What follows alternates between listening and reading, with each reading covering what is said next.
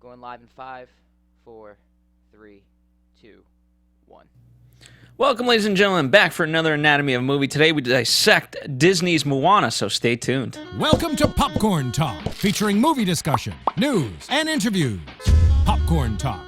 We talk movies. And now, here's Popcorn Talk's Anatomy of a Movie. That's right, ladies and gentlemen, we're back, and today we're dissecting Moana, the latest Disney movie, and a lot of fun.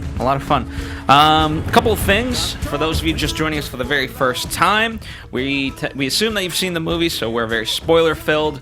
So if you haven't seen the movie, stop, go see it, then come back to us. Secondly, you can check out our rundown with our notes and things like that.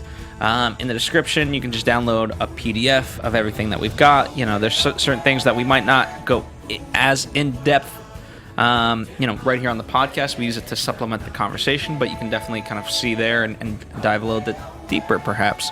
And if you want to check out other anatomies, just go to popcorntalk.com, and we've got, at this point, I would even say close to 300. Oh, yeah, we're definitely getting up there. We should have like a celebratory show.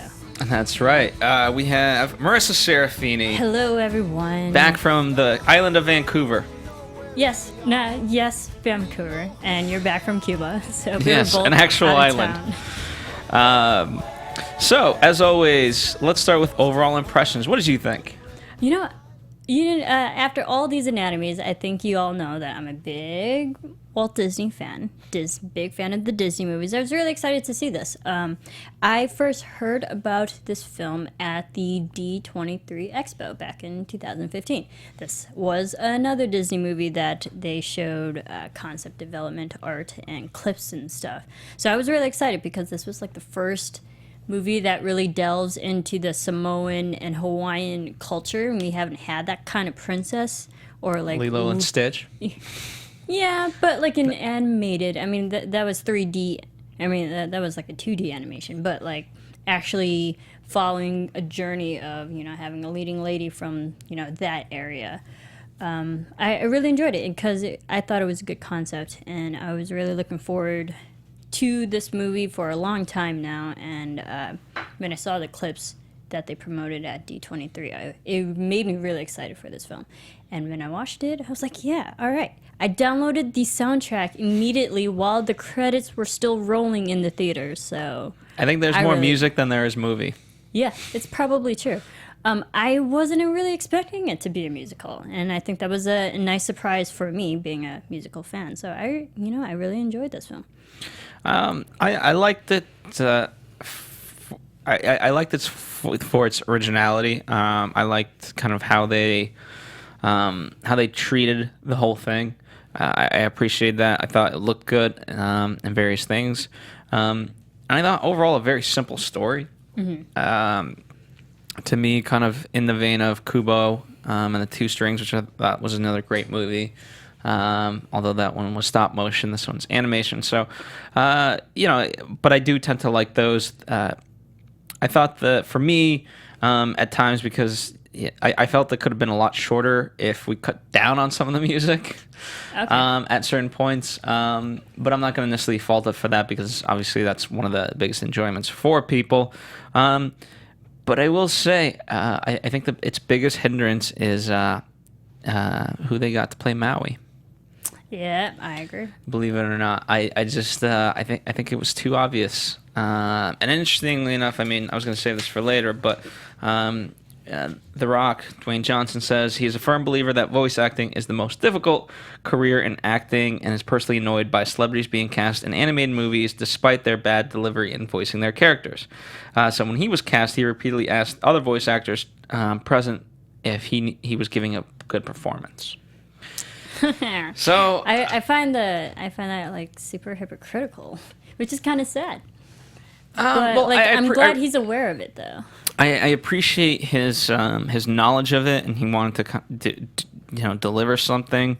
But I think by being cautious about it, I think it comes off too much. Yeah, and part of it maybe it's just the character, but I just don't think it was the right fit.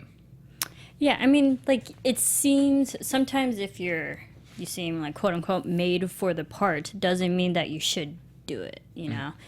Just because you have it doesn't mean you should do it. During the D23 Expo, he was the one who was promoting it. He surprised everyone, and he came onto the mic, and because they were introducing just the character of Maui, and they're like, oh, and it's also voiced by Dwayne Johnson, and then he came out into the crowd and stuff. So he already is like such a big personality because of his, you know, career and wrestling and all that. So he already has that big following. I think it's smart for promotional wise, yes, but it got too much of him and his character that during all the promotions I was like, they should have called this movie Maui instead of Moana. And I was like really worried about that while watching this film, that it was all going to be about Maui's character. I didn't mind the promotion of it, but again, I just felt it was too much. It's to me, it's no different than when they had Kevin Hart in A Secret Life of Pets. That, you know, it was like, okay, we just have Kevin Hart and let's just let him kind of be Kevin Hart. But let's take a quick step back and talk about development of this. You know, kind of, you know, as always, especially with animation movies, they tend to have a deeper development process. Not that live action movies aren't as interesting, but, you know, because you're kind of going into animation, you sort of have to have everything laid out very clearly, right, so as not to waste time. And originally they had a concept. They wanted to do an adaptation for Mort, but they had problems acquiring film rights, and so they kind of figured they would have 3 original ideas, and that was the genesis, and one of them got greenlit, which became kind of the nugget of it was just Polynesian mythology, which there's so much of. I mean, you know, we talk about the Greeks, the Romans, and this, like, that's been beaten to death, but I mean, there's plenty of great mythology out there that's not just Greek. Yeah, and I love that because going into this film, I didn't really think about that, like what was the genesis of this movie, and I think that's kind of cool, especially for a young audience who's watching this. Like, it's nice to inform them of, like, other different types of stories that we as adults already know, like the Greek mythology and stuff. So I think it's really smart to introduce these stories that people probably have not heard of ever, with such a young generation. Absolutely. You know, and then they're obviously very interesting, and you know, because we tend to, a lot of the movies that we tend to are from Brothers Grimm and all that. Mm-hmm. So this is something different, and they kind of, now you did most of this. I mean, the amount of research that went into this, they really tried to take care in really understanding this culture, not just being like, oh, here's a cool story, now let's run with that and do it. No, they really did their research, were there, and you know, visited these countries, talked with a lot of people, and learned as much as they could. Yeah, and I think that's great. For all the Disney movies that we've done here, like, we know that they do their research. Plus, they had the financial backing to send people out and actually properly research and get in depth. Yeah, they went to Fiji and Samoa and Tahiti. I mean, like, how terrible was that trip for them, I imagine. But, like, I liked the fact that they learned so much more than they thought they were going to get out of this trip. That, you know, the culture of how everyone, like, treated each other, their clothing, even the landscape looked like, and how there's certain plants that were there at a certain time of the century compared to a few years ago. So, like, they really got in-depth details that you wouldn't even think it. And I love that they take the time for that. Yeah, and you know what? The interesting part of all of it too, you know, ultimately though, like, as rich as all of it was, it's so interesting that the core idea of it, right? A father kind of being overprotective of his daughter, having to go off and do this journey, are things that pretty much every culture has. Yeah. You know what I mean? So, and I'm not knocking it. Like, it's been beaten to death, but the reason why it's been beaten to death, and not beaten to death, but told in so many beautiful different ways, is because it is so universal.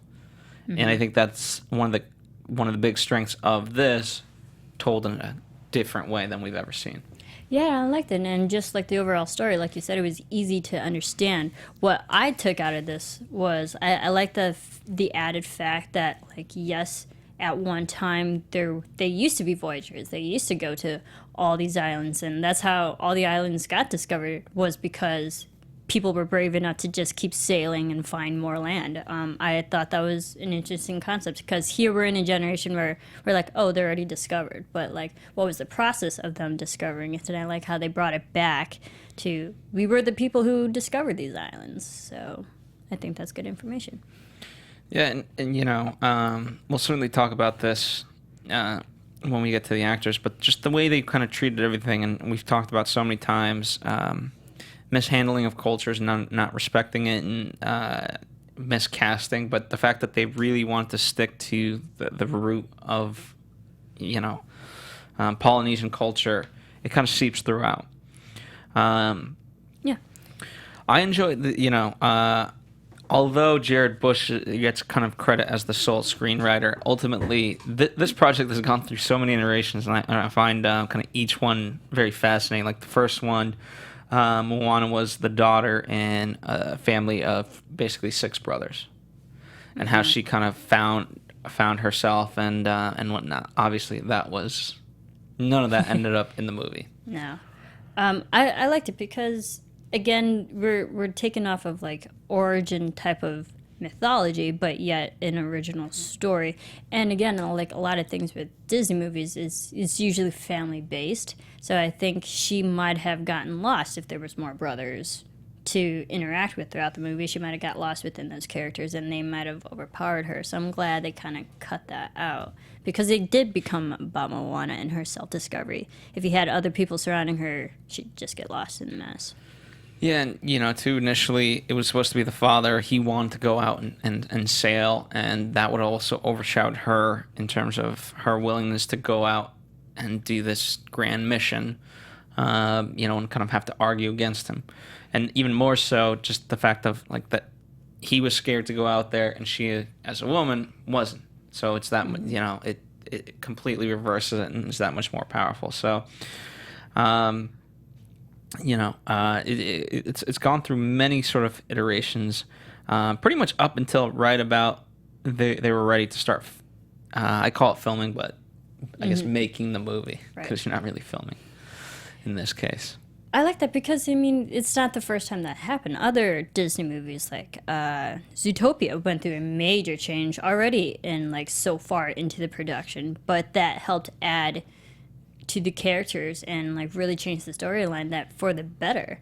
And I think that's good that they realized that a little bit earlier on while they're, I mean, but it might have been a little bit late, but like at least that they could fix it. So it's, you know, it's not the first time, but I like that, just the strength of this young girl. I liked her character, and I wanted to actually follow her along this whole journey.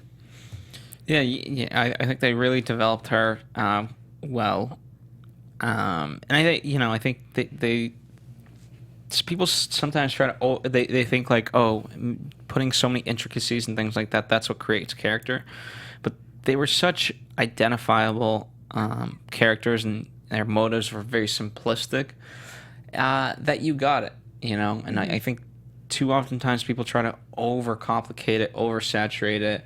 And that's when it just becomes like, no, even sci-fi, you know, this tends to happen perhaps more with sci-fi. It gets so convoluted with the science part of it that it loses its humanity. This is just, very, very rich in terms of what they're going for.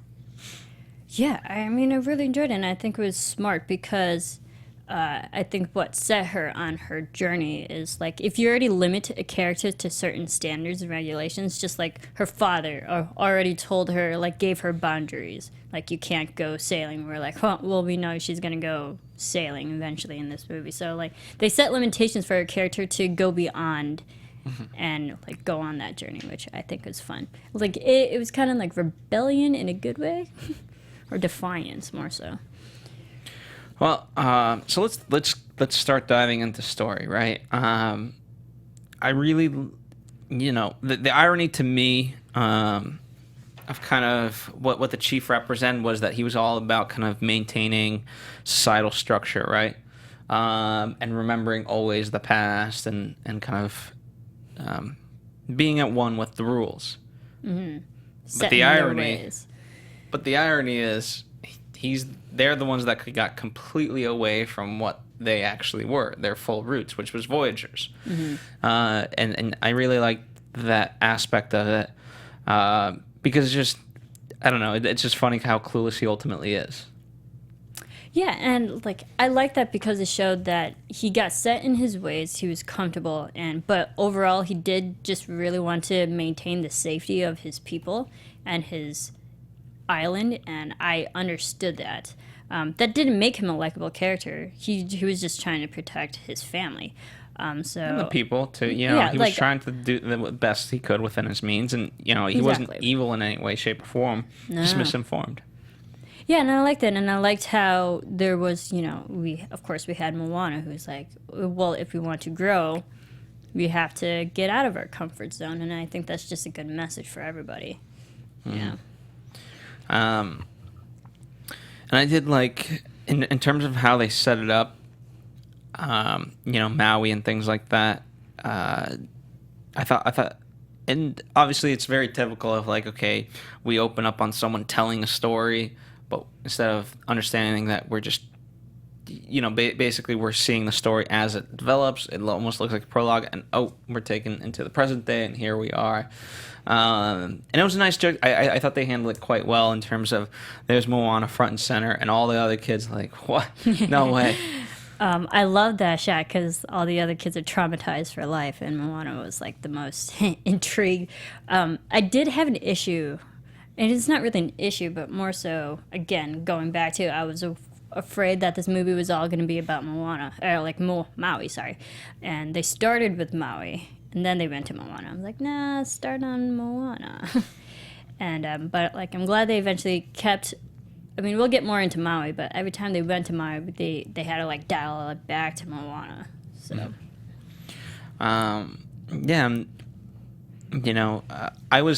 I was kind of curious how they were going to handle it, especially because when she is a young child, there she is walking on the beach. And I was just kind of looking, where is this going so early? Mm-hmm. And then when she did lose it, I had no idea that the grandmother would take it, which I thought was an actual very great touch to the whole thing. Because, because I thought for sure part of it would be her having to go off and find this piece, then deliver it. But I like that in this regard. I do like how they handle it, where she starts with it and she has to go and deliver it instead of having two journeys, basically. Exactly. I was like, I think it would have broken up the story if, like, first they had to go get it and then probably lose it throughout the way, then, like, actually return it. I like that too, because it already set her on a path throughout the whole movie. I liked it as a kid they established her and why the ocean chose her. Like, she was already fearless. She didn't have any qualms about the ocean, and like I loved how they made the ocean a character that always supported her and like really just helped her, even as a kid, like a little child toddler. I love that. That's one mighty ocean, by the way.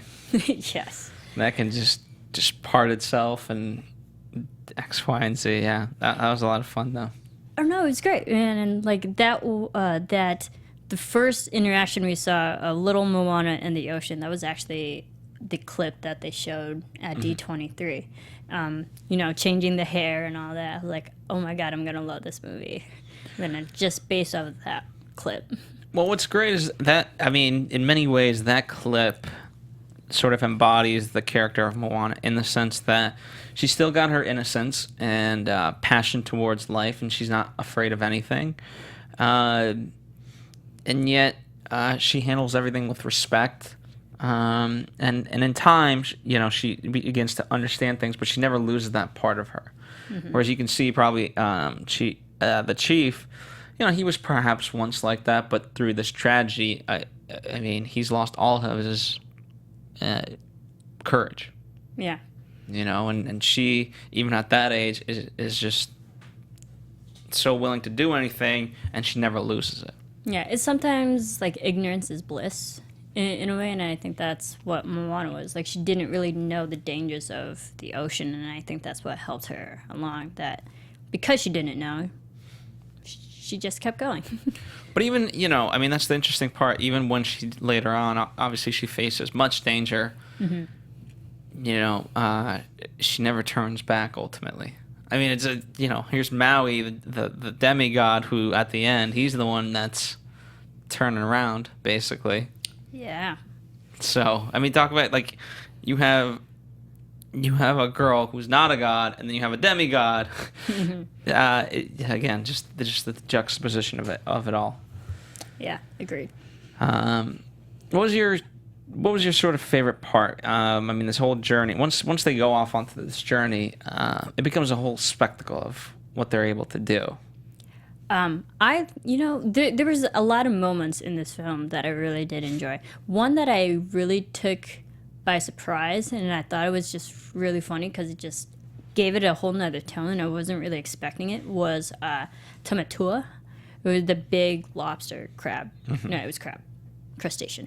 I loved that character. I loved how that was like their first mission together. Maui and Moana working together to get his hook back. And it was just an overall fun scene. It looked pretty. There was a great song, great catchy song, nonetheless. And it was just a fun scene of them working together, and I wasn't expecting that. I like the discovery of the chicken. Yeah, that chicken. I mean, I got to give them credit to just have the fact that they were able to utilize a character like that. It was funny. I do have bones to pick with the chicken. Do you? The irony. Pun intended. I know, totally not intended. It was funny for like the first 5 minutes. It's like, okay, I get it. He's a stupid character for comic relief. The fact that they kept going back to the chicken for different moments, like, okay, we get it. He's not the brightest animal. Why is he still there? I would have taken her pig. Her pig is fun. Because if you remember, like all other Disney movies, when you have your leading character and their animal sidekicks, the animal sidekicks are usually smart, are usually there to help her along. And like, granted, this chicken had one moment that saved the stone, but it wasn't really because it was on purpose. It just accidentally happened to like, okay. But I think the recurrence of all these stupid jokes with the chicken, I'm like, all right, move on. I didn't mind it because I to your point, we've seen it before with sort of these smart animals and the fact that this thing can't tell a rock from bird feed. Mm-hmm. I don't know. I didn't mind it. And then, ultimately, I think, too, it's something... You have to understand that this is also a kid's movie, and I think it's something for the kids. Yeah, kids will laugh at the stupidest things. I know. So this is definitely right up their alley. Yeah, I think for me, it just got tired. But... Let's talk about Maui, the demigod, the great mythical hero. I liked him as a character. I just, I felt he was slightly inconsistent. Was he? I felt like, to me, he didn't know if he should be macho or somewhat humble or what. No, I completely agree with you because I think I had the same issue because there were moments where he was the most egotistical man who's so confident in himself to the point where it just became cocky. I was like, okay, I get that's one side. And then, like, 2 minutes later in the next scene, he'd be questioning himself and who he is. And then the next one, he'd be a coward and, like, turn away from the mission. I'm like, am I supposed to be following his character all along? Like, I get maybe he was strong and then something knocked him down, but I think there were just so many different personalities that they were trying to give to Maui that I wasn't sure which character to follow. Part of it, too, he, out of all characters, he's the most complicated and not in necessarily a good way. He's the one who starts this, but, the grandmother keeps telling Moana, okay, you got to go help Maui return the stone. You got to help him. And it's like, no, help to me wasn't necessarily the right word because here's the guy, he's the one who caused this. Mm-hmm, yeah. And he basically stole it. Not basically, he did steal it. He did, and, his intention wasn't fully made clear in terms of, at least to me, that he did it for the right reason. Mm-hmm. It was after when he was trying to justify why he stole, which kids never ever steal, because it can destroy islands. Don't do that. Moral of the story. Yeah, moral of the story: don't steal. I like the fact that they tried to justify his actions, but it still didn't really add up because I still don't think he really felt bad that he did it. He's like, no, I was just trying to help the humans because I just wanted to be accepted by them. I'm like, that's still not a good enough excuse, honestly. And I think I was more upset at the fact that someone else was fixing his problem than himself. Yeah, that's a whole nother thing of that he didn't recognize that the issues at hand that were happening. So I agree, yeah, I mean, just kind of a little bit over the place for me. I felt he could have been slightly more stronger as a character. Not in terms of not having weaknesses, but in terms of how developed he was. Yeah, I mean, I think, and also, just those added factors, but you also had his, inner ego, or, more so inner consciousness of his little mini tattoo that was constantly, making him choose good during all this. So I was like, which Maui do I follow? His conscious or actually him? I think they added too much to his character. He was hard to follow. I did like the visual representation of the tattoo because to have it, be left and a right, devil and an angel over the shoulder, I thought would have been too much. This was fun, and this was actually hand drawn. Yes, it was 2D. 2D for real. I appreciate that because we need more movies back in 2D. Or just tattoos. That too. I mean, I wouldn't mind if Disney did another movie that's all 2D. We kind of need that again. Get back to the Disney roots. I don't know if it'll happen for a while. Probably not, but that's okay. Let's talk about the ending because how to describe it? The lava devil thing is not a lava devil thing. Nope. And how Moana kind of discovered that is slightly beyond me. I agree. I was like, oh, okay, this is happening.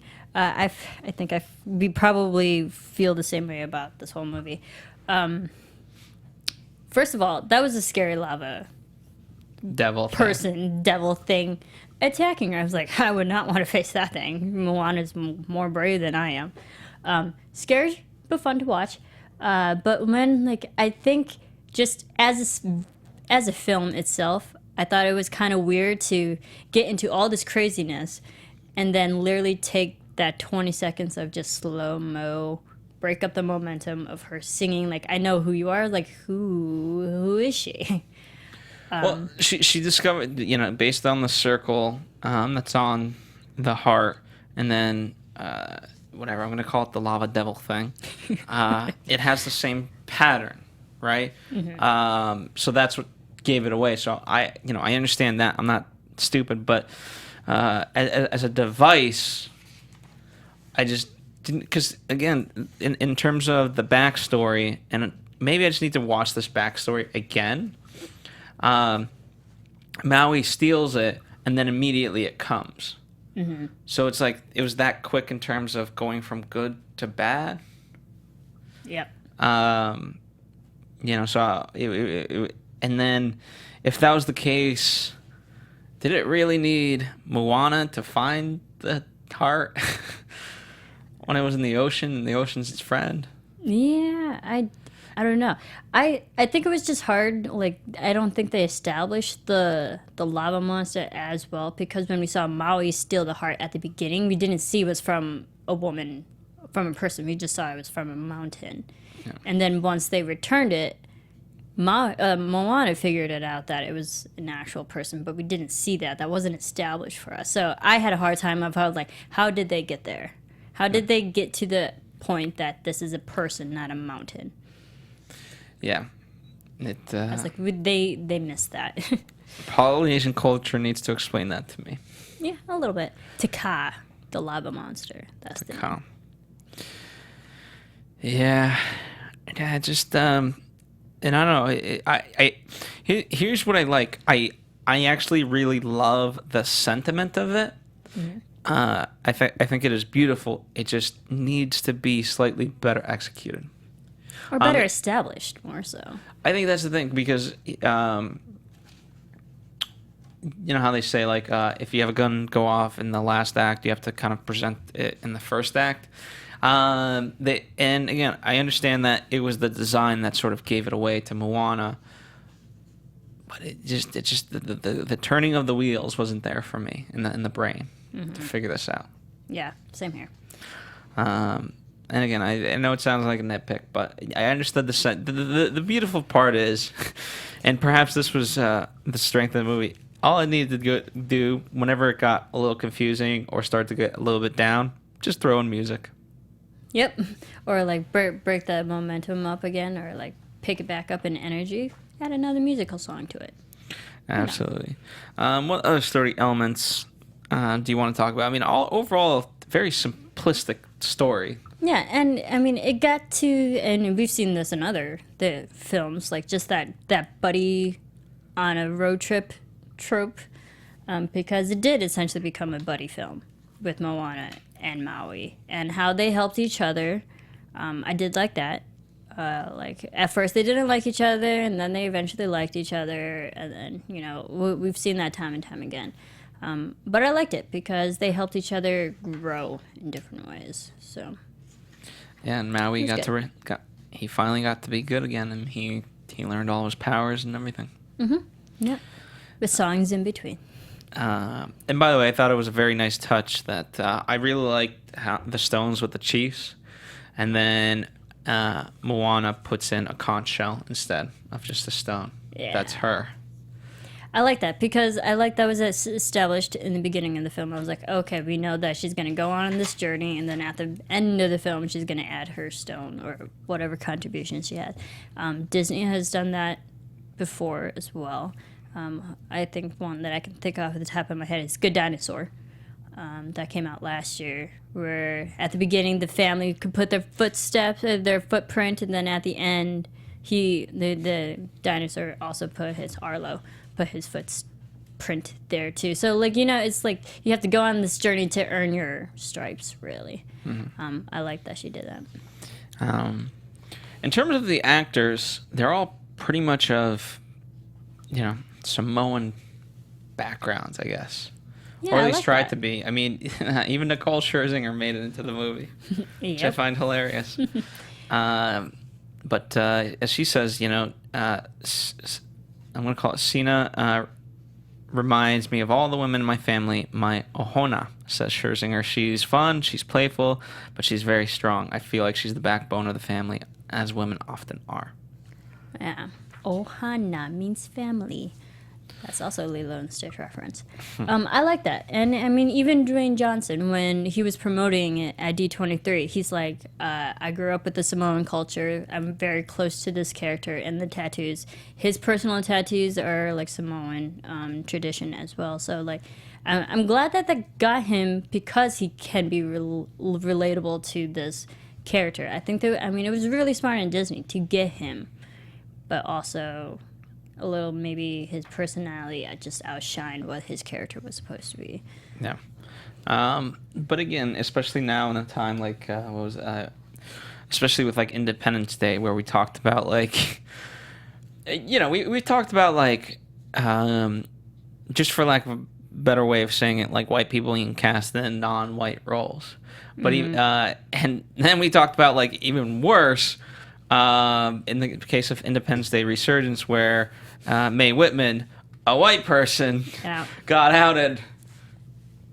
She couldn't even retain her original character from Independence Day in lieu of someone else. So I'm glad that they really focused on the aspect of, okay, let's make this as pure as possible. Yeah, and I think that's gonna. I like their awareness of that because I could easily see how people could say, "Oh, this is whitewash," but you know, it really wasn't. And because watching this film, I didn't really think. I was like, "Oh, that's a Samoan character voicing a Samoan character." You know, I didn't think that.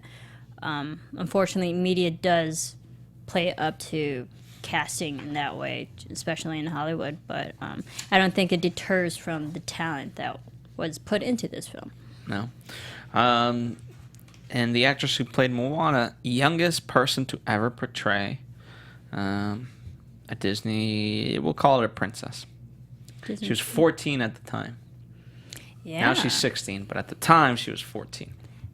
It's crazy. I remember when they announced that she was officially, voicing this character, because I think at D23 they showed the clips of Moana. So Moana's character was already established and the personality was already there, and then they got the actress later. Usually it's the other way around.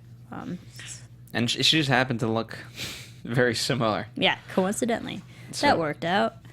I liked her, just how she got involved in this. I thought that was interesting because she didn't try on her own. People found her and convinced her to audition. After 3 auditions, she finally got it. Good for her. To be discovered like that is kind of cool. Absolutely. So, in terms of the directing, Ron Clements and John Musker, in the world of Disney, they are just... Huge. They think of a Disney movie that's animated, they've pretty much done it. Mm-hmm. This essentially is how I can surmise it.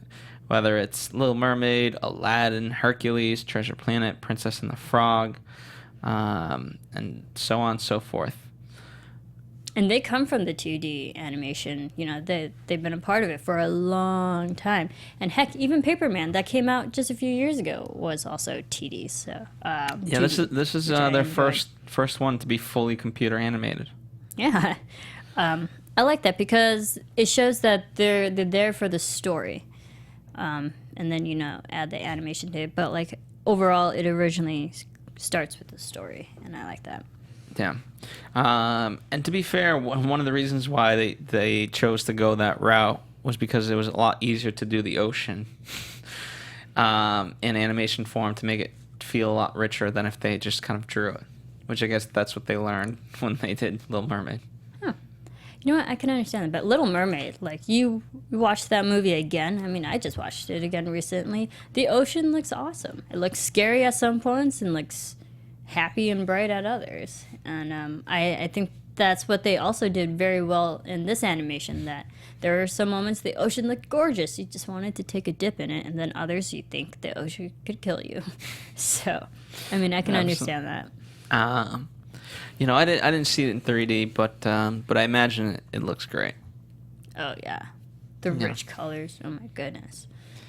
All right, so... And also, one more thing. Musker was a big fan of Herman Melville. So you definitely have the Moby Dick aspect in that, too. Absolutely. Now, as always, when we do these types of movies, Marissa just goes to town on all the animation. Oh, yeah. So I'm going to kind of let you kind of take it over, for lack of a better term, because I know this is your world and you love it so much. I do. I mean, I just find it interesting. I like researching. Researching is fun. You should definitely check out our rundown. It's kind of really detailed. For the character appearance of just Moana, Bill Schwab, who's the art director for all the characters, said that they wanted to give Moana an athletic build. All the villagers an athletic build because they are physically active people who literally built a village from the town up, and who had the strength to sail and build huts and stuff. And I thought that was pretty cool. And so, but with Moana, they wanted to make sure her bone structure also matched her athleticism, which you wouldn't really think it, but apparently it does. In the movement of Moana, apparently was also critical. They created this rigging system for her character that had more than 180 controls with different points that can be manipulated for just Moana's face alone. Mm-hmm. Just the face. And then, for the recording sessions, they actually had a lot of... They recorded... I'm going to butcher her name, I'm sorry. Ollie? Moana. The actress. I'm completely butchering her name. They recorded her in her physical and how she discussed her lines, or pretty much recorded her lines, and they put that into Moana's character, like her movements and her physicality of how she delivered lines. Yeah, and in terms of the animation, they liked how the faces of the South Pacific people kind of lent itself to this. You can kind of sculpt it in such a beautiful way rather than draw it. Mm-hmm. So that was another reason why they went for it, and obviously they achieved it with Moana. Yeah, and there was a lot of different factors to Moana, and especially her hair. They spent 6 months developing a system called Tonic that the artist could use to authentic looking hair, especially when it was wet, that certain strands were stuck together and certain strands were far apart, and they had to make sure it looked curly at some points and wet at others.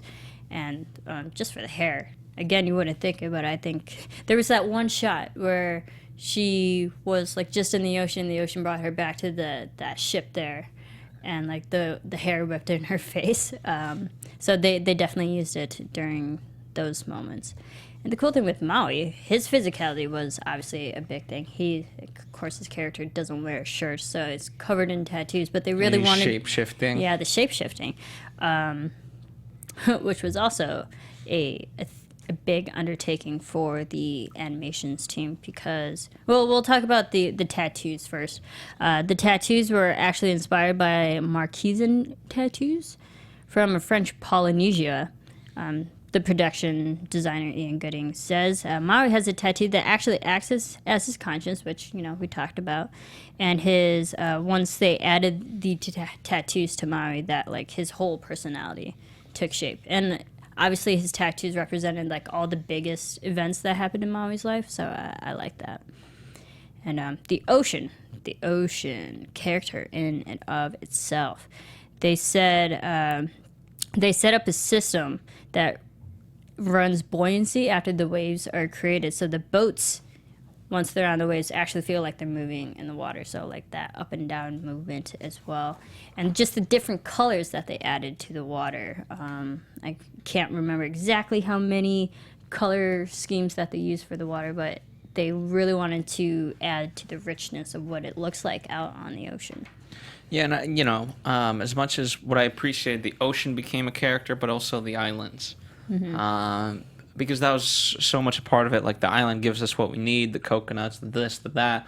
And so when that started dying off, obviously it became sad. But then when things kind of came to fruition, yes, pun intended, everything was lush and things like that. And so it had to be a character of its own, both aspects.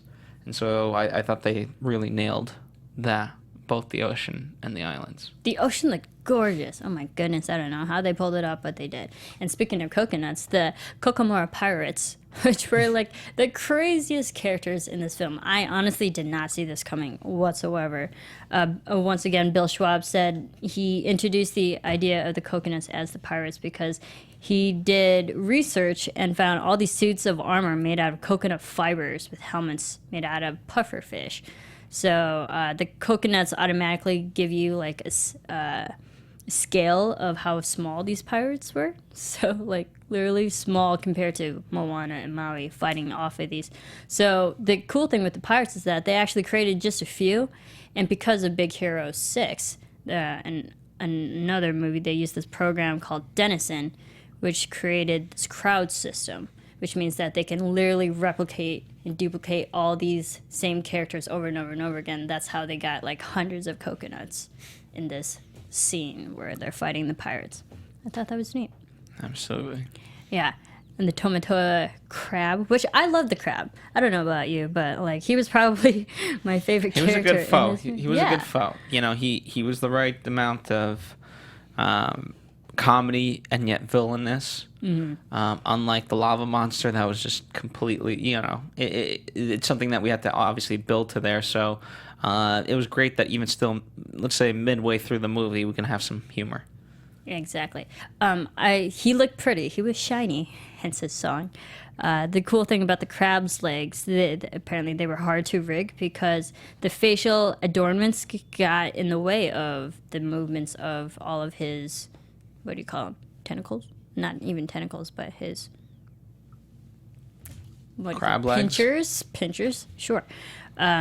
But yeah, and the cool thing with the face, that there was like all this barnacle on his chin. So every time he was singing, they had to move every single barnacle with the mouth with them. Like, I can't imagine how much time that took.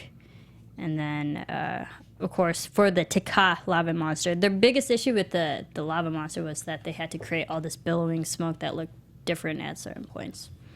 And then, Yeah, because it represented, I guess her anger, or its anger, rather. Yeah. And then one more thing about the Pacific islands of Motunui, where Moana came from. Matu actually means island, and Nui means big. So there you go. That's like literally on the nose kind of deal for them.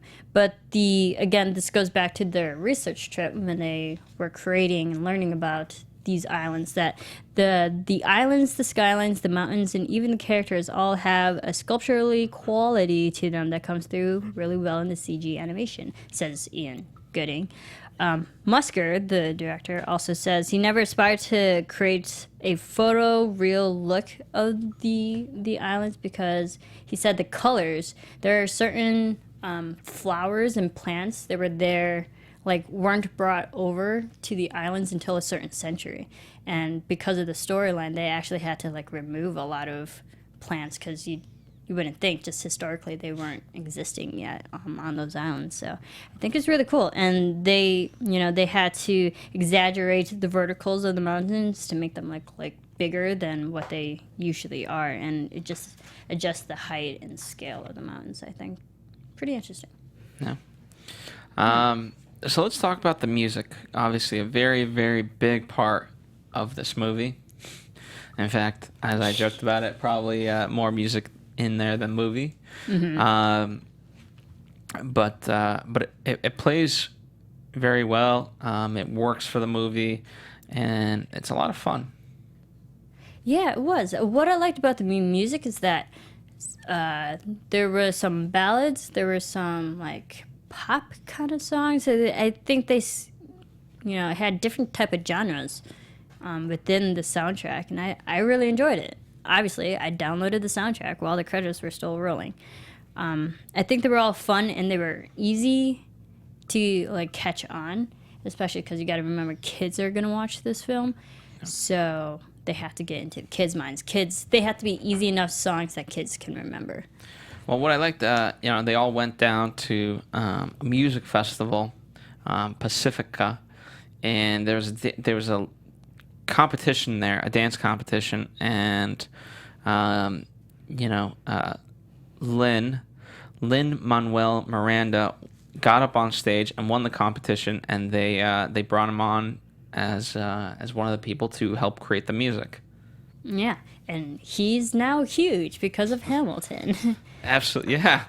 The man responsible for Hamilton. Yeah, I mean, he's a talented guy. If you've ever watched his interviews, like, he can riff like nobody's business on the fly. He's super talented, and he's a great singer. Obviously, he's just a very talented guy, and I'm glad that he contributed a lot to this film. I mean, it wasn't just the singing, but, like, just producing different songs, and there's so many different scores to and, like, themes of this movie that you wouldn't think that he was involved in all of them.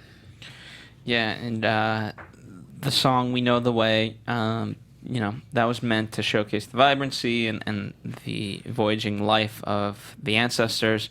And even back, this was started basically in 2013, and as they say, it came quite naturally. And then Lynn added the beautiful lyrics that just brought it to life. Yeah, he's a great songwriter because he also helped write Where You Are and How Far I'll Go. So, I mean, he wrote a lot of these original songs, so good for him. And they described, speaking of How Far I'll Go, and you think of Ariel with Part of Your World, or Mulan, and so this is, this was Moana's song to basically say who she is. And so that shows through, and he was very,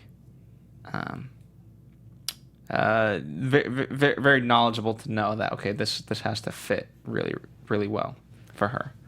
Yeah. Her character mission, more so. Like the song that defines who the character is. Yeah, definitely.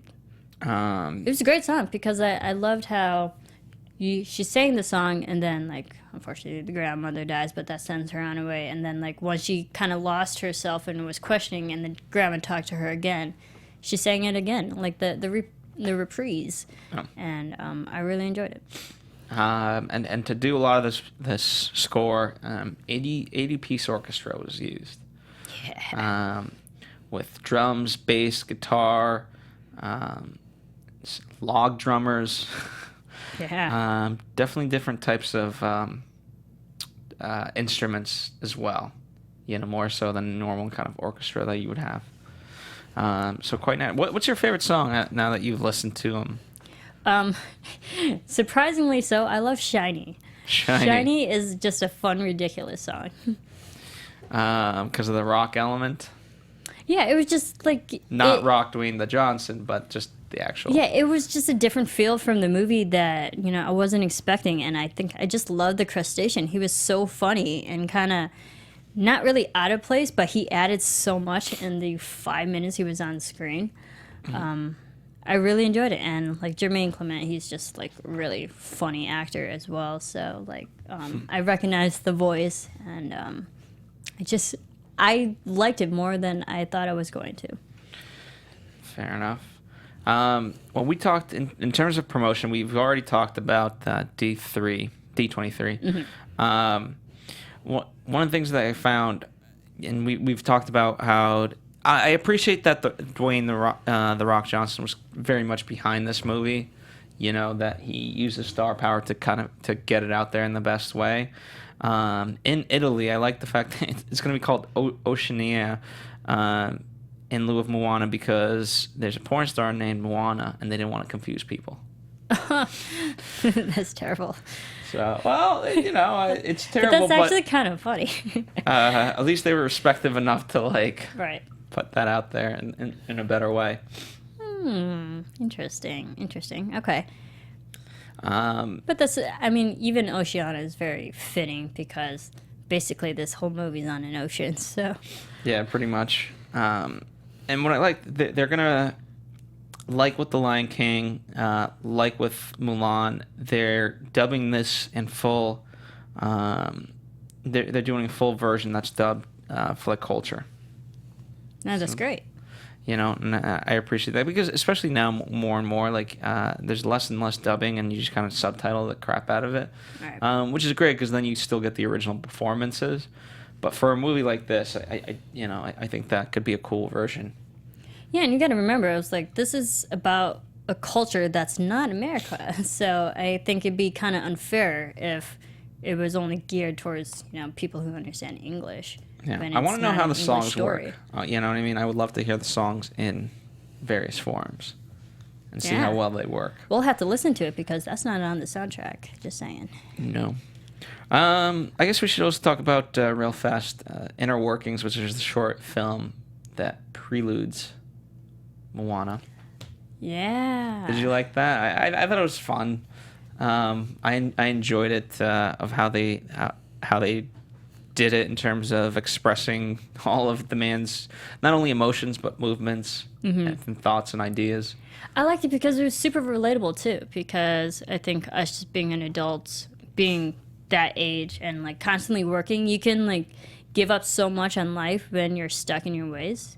And like I liked how like if you don't allow yourself time to have fun and be happy, you're just not going to be a happy person at the end. You're going to regret time passing you by.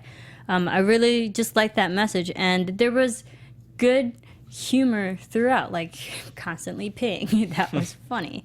And it just shows like when you're afraid of something, like the inner workings of what stops you from doing something that like you're afraid of, or you should eat, or you should do this, or if you go eat you'll be late to work. It's stuff like all the things that can like hold you back from having fun. I like that. Very comedic. So as of now, we got a couple of old figures. At this point, this movie's made about $177 million worldwide. Yeah, as of December 4th, domestically, it's about 119 million. So around 120 million, and worldwide it's 179.5 million. Well, there you go. And very well received all around. A on CinemaScore, 98% Rotten Tomato.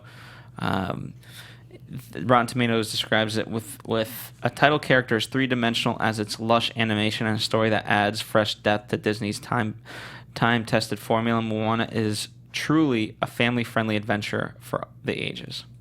I agree with that.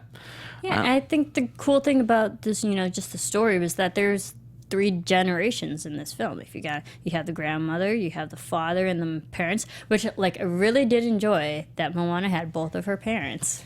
For Disney, I was like, of course she lost the grandmother, but she came back. Of course, there has to be a death, but I'm glad it wasn't the parents. And then, of course, you have Moana. So, I like that they did span different ages in this film. Absolutely. So, I haven't met anyone that they might nitpick small things, but overall, I haven't met anyone that's really disliked the movie. Yeah. So, I really enjoyed it. I saw it with a bunch of kids, and they loved it. I bet they did. I can't imagine kids not liking this movie. Yeah. Any final thoughts as we wrap up Moana? I really enjoyed it because, again, I was worried that it was not going to be about Moana, but eventually they did bring it back to her. And it was just a fun story, a fun journey to go on. I don't think it was a really long film because not once was I bored. There were moments where I was happy, there was moments where I was sad, and I think it just runs the gambit of all the emotions that Disney does so well in one film. Yeah. And obviously I love the soundtrack, so of course I'm going to buy the movie when it comes out. I think definitely a fun movie. If given a choice between Fantastic Beasts and Moana for kids, I think this one's a lot more accessible. Yes, for sure. So definitely check it out. If you haven't, which I don't know why you just got all the spoilers, but encourage other people. If they haven't seen it yet, definitely encourage them. I think this is such a fun movie that it should be seen in a movie theater, and you should encourage people to go see it in a movie theater. Yeah, and I'm glad that they showed a culture that we're not really well aware of, and they showed it in a very positive light. Wait till you see the Great Wall. Oh, I'm excited for that. All right, so that does it for us. Thank you guys for joining us as always. As mentioned before, definitely check out other anatomies on Popcorn Talk. We've got tons of them. Check out other shows here on Popcorn Talk. We've got so many of them. Whatever your needs are, whether it's sci-fi, whether it's Marvel, DC, comic book stuff, whatever you want, we've got it all. Marissa, in the meantime, where can people find you?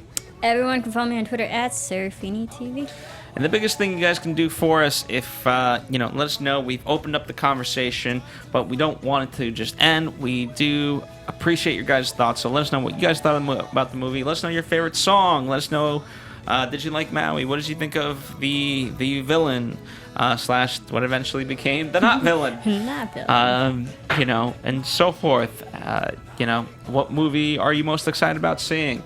All that fun stuff. That's why we do this. Anyway, for now, we'll see you guys on another Anatomy of Movie soon.